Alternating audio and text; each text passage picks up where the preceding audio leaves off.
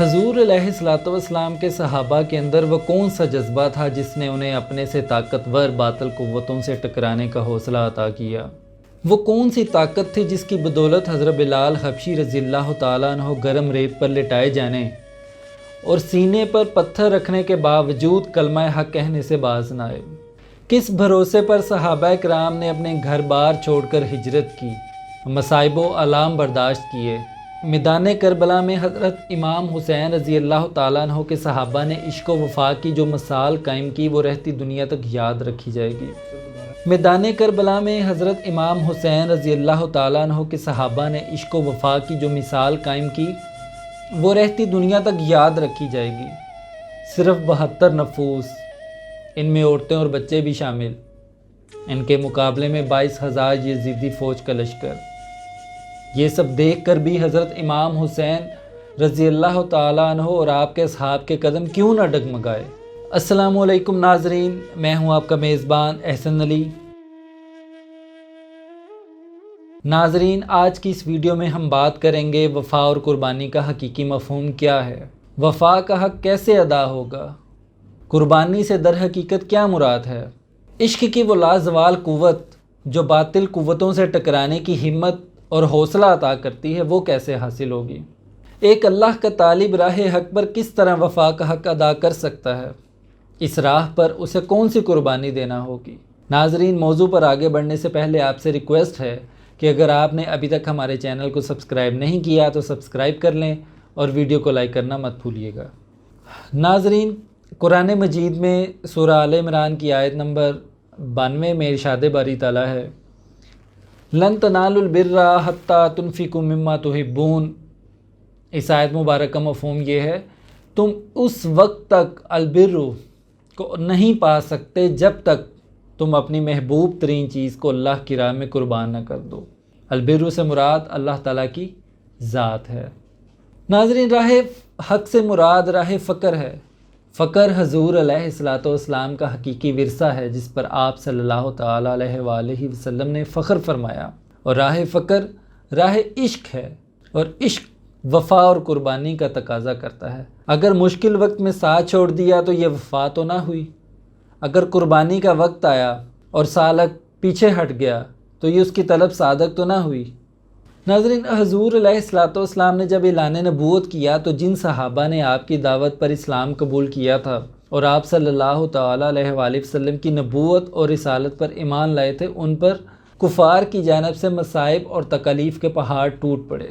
جو مومن غریب اور نادار تھے یا غلام طبقہ سے تعلق رکھتے تھے، ان پر پہلے ہی روز سے ظلم و ستم کی چکی چلا دی گئی۔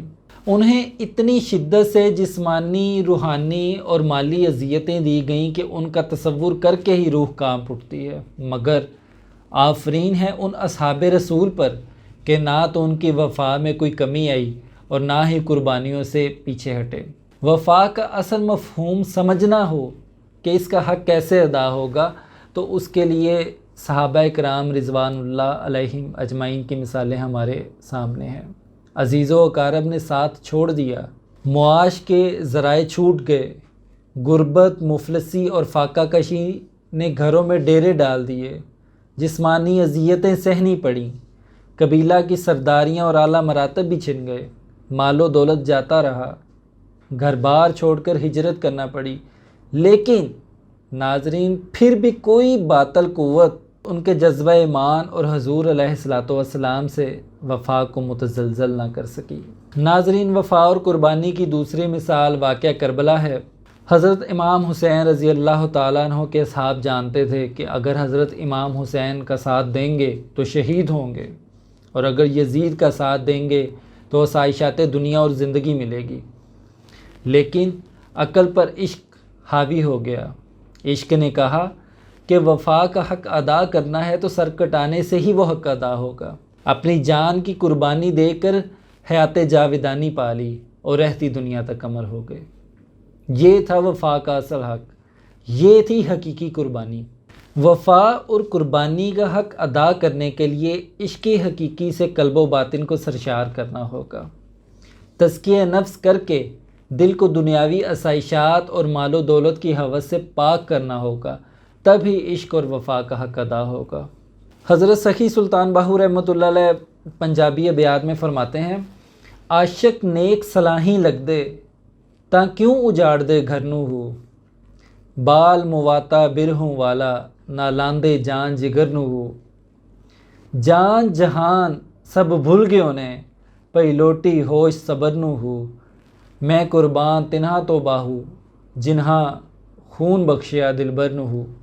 اس بیت میں حضرت سخی سلطان باہو رحمۃ اللہ علیہ نے فرمایا ہے کہ اگر عاشقوں نے لوگوں کے مشوروں پر عمل کرنا ہوتا تو وہ کبھی بھی اپنا گھر بار راہ حق میں قربان نہ کرتے اور دل میں عشق کی شمع کو روشن کر کے اپنی جان اور جگر کو نہ جلاتے رہتے، لیکن جب سے دیدار کی لذت سے آشنائی حاصل ہوئی انہیں سب کچھ بھول گیا۔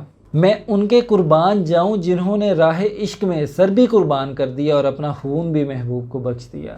ناظرین، یہ ہے عشق اور وفا کی اصل مثال۔ امید کرتا ہوں آپ کو ہماری ویڈیو پسند آئی ہوگی۔